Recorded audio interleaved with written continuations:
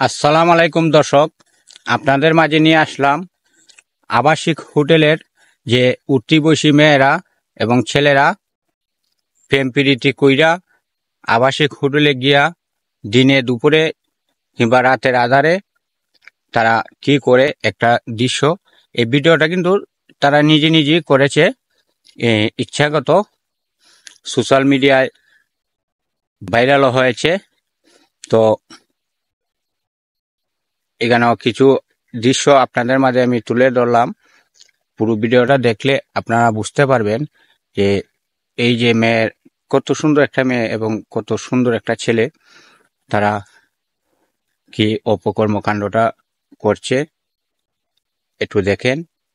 তো আমি আপনাদের মাঝে নিয়ে আসছি কিছু দৃশ্য আপনাদের দেখানোর জন্য।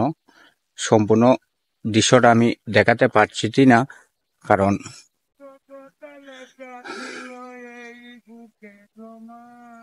কারণ হলো সম্পূর্ণ দেখানোটা ঠিকও না।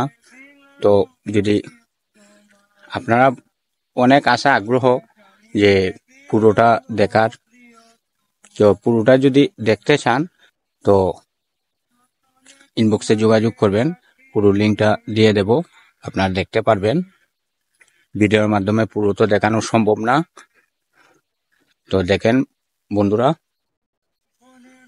কিছু হাইড করেও আমি দেখাচ্ছি, আপনারা বুঝে নেবেন তারা আবাসিক হোটেলের মধ্যে কি করছে। ওরা কিন্তু প্রেমিক প্রেমিকা।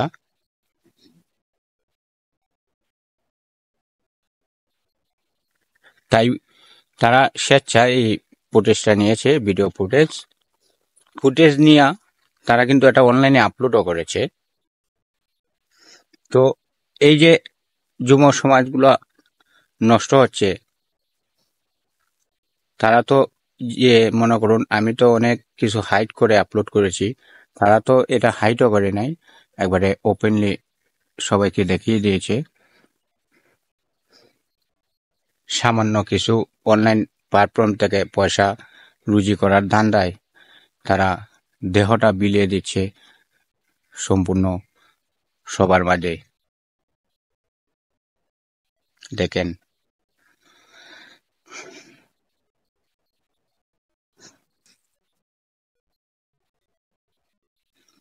কিন্তু আমরা তো মনে করুন ইউটিউব কো, ফেসবুক কো, সব টিকটক কো, সব প্ল্যাটফর্মে মনে করুন আমরা কাজ করি।